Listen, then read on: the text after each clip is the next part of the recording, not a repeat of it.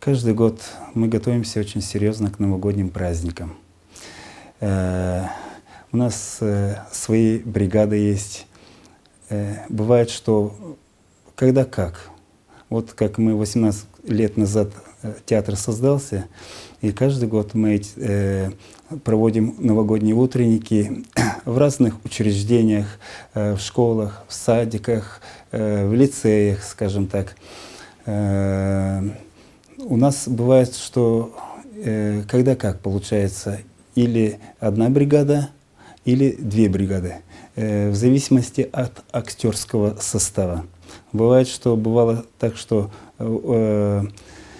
много актеров уходили с театра, и у нас мало оставалось, тогда одна бригада. Если больше, вот в этом году, допустим, у нас полный состав актерский, 10 актеров, значит, у нас в этом году две бригады. Но в основном мы традиционно еще проводим благотворительные новогодние утренники. Это как в Доме престарелых. В этом году мы планируем 28 декабря пойти с бригадой новогодней, там Дед Мороз, Снегурочка, персонажи положительные, отрицательные, сказочные персонажи. И поздравить, естественно, пожилых людей с Новым годом и провести вот с ними вот такой вот утренник.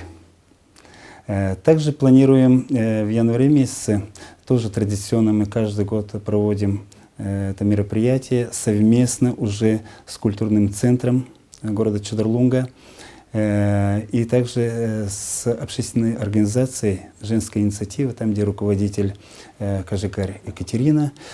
Мы также, как артисты, тоже поздравляем детей-инвалидов и проводим вот это мероприятие новогоднее.